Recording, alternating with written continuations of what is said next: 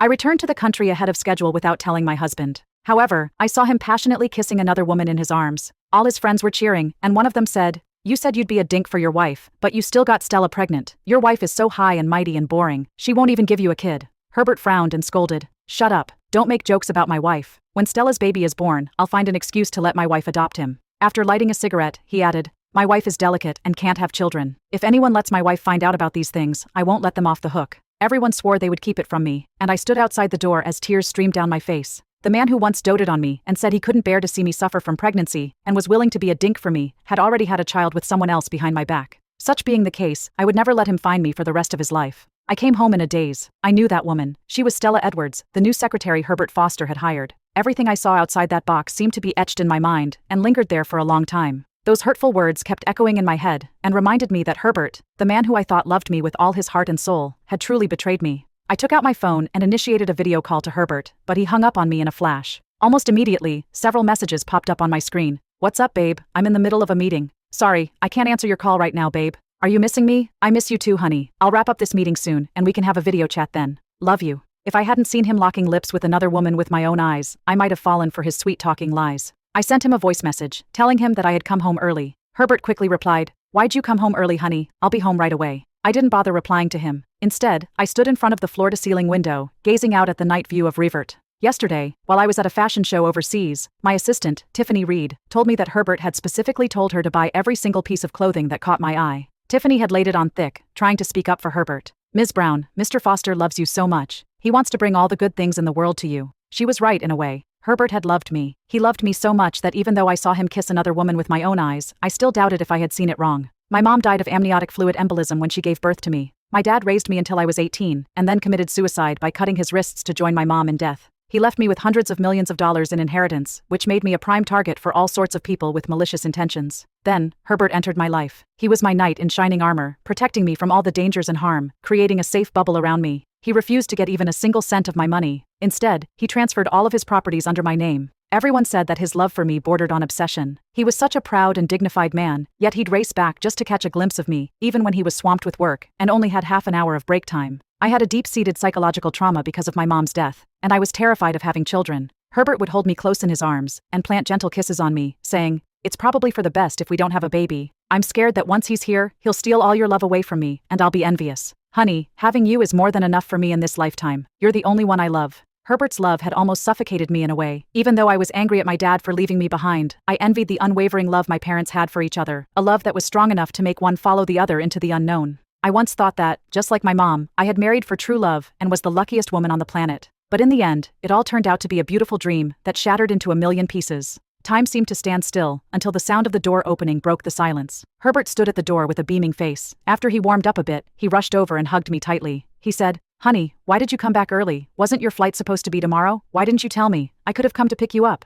I stared blankly at the lipstick mark on Herbert's neck and reached out to wipe it off for him. "Herbert, I don't like this smell on you." There was a scent of women's perfume on him that didn't belong to him. The glaring lipstick mark and the cloying perfume were like a silent challenge from that woman to me. Herbert's expression froze for a moment, but then, he quickly regained his composure. He took a step back, took off his overcoat, and threw it on the floor. Looking at me with a remorseful face, he said, "Sorry, honey, there was a client at the meeting tonight whose perfume was way too strong. It's my fault. I was in such a hurry to come back and see you that I didn't have time to deal with it." Herbert was so smart, he mixed truth and falsehood in his words. It was true that he was eager to come back to see me, but the story about the client's perfume was a lie. A cold smile played on my face, my fingers wrapped around his tie, and I gave it a hard tug. With our faces just inches apart, I said slowly, "Herbert, you're not fooling around with someone else behind my back, are you?" Herbert's pupils trembled slightly, and a look of panic flashed across his face. But years of experience in the business world had already honed his ability to stay calm in any situation. He quickly composed himself and looked at me with a pitiful expression, and there were even tears glistening in his eyes. "Honey, you're the only one in my heart. Did I do something wrong to make you ask me such a question?" Seeing how nervous he was, I couldn't help but laugh out loud, saying, "Just kidding. Why are you so serious? Look, you're even sweating. Go and take a shower." I reached out and wiped the sweat from his forehead.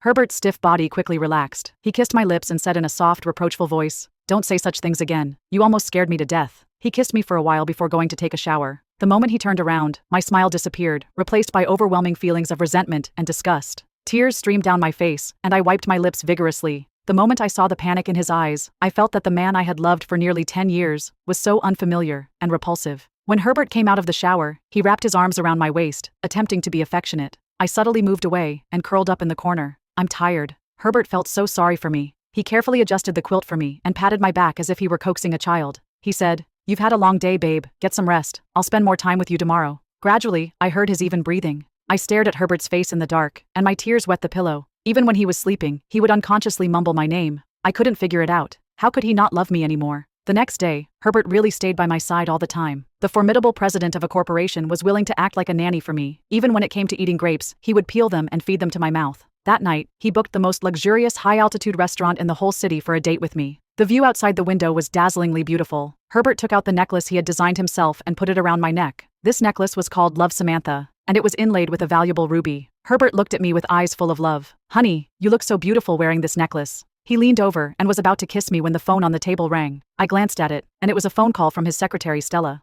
Herbert answered the phone with a look of impatience. "I told you I'm spending time with my wife today. I'm not available. Can't whatever work-related matter wait until tomorrow?" I didn't know what the person on the other end said, but Herbert's tone softened, and a look of panic flashed across his face. "Wait for me. I'll be there right away." After hanging up, Herbert looked at me guiltily. "Sorry, honey. I need to deal with an urgent matter. I promise I'll be back soon." He tried to kiss me, but I dodged him subtly. "Don't keep her waiting." Herbert left in a hurry, and I looked at those dishes on the table that I used to love the most. At this moment, they tasted like sawdust to me, and I could hardly swallow them. I turned my head, and my tired and disappointed face was reflected in the glass window. The dazzling necklace around my neck made me look like a clown. I got up to go home, but the wedding ring on my hand suddenly fell off. In the dark, I couldn't see it, and could only squat down to look for it. The ring got stuck in the crack and was pushed further and further away. My heart suddenly skipped a beat. Maybe it was the fated arrangement. Herbert and I were like this wedding ring, getting further and further apart. On the way home, my phone received a photo of Herbert. Herbert was looking at the pregnancy test report in his hand, with a gentle smile. A dull pain hit my heart. The person then sent me several videos of her being intimate with Herbert, which were filmed in the car, his office, or a hotel room. There were countless pieces of lingerie and sex toys, and condoms were all over the floor. That person kept sending me messages. "Just because I said my stomach hurt, he left you and came to me. Samantha, can't you see which woman is really in Herbert's heart? He said that I'm young and fun, and that you're haughty and uptight. You're so stiff in bed that he's already grown tired of you. The one who isn't loved is the outsider. You'd better leave on your own. Don't make me kick you out with my baby." Every gasp in the videos wildly stimulated my nerves. My hands were shaking so violently that I could barely hold my phone. A wave of overwhelming pain washed over me, and tears streamed down my face. In the end, I covered my face with both hands and broke down into sobs. When Herbert came back, it was almost midnight. At that time, I was lying on the sofa, pretending to be asleep. Herbert thought I had fallen asleep while waiting for him. He felt extremely guilty, picked me up in his arms, and put me on the bed. He held my cold feet against his chest to warm them up. I opened my eyes, facing away from him. In the stillness of the night, I asked him, "Herbert, do you love me?"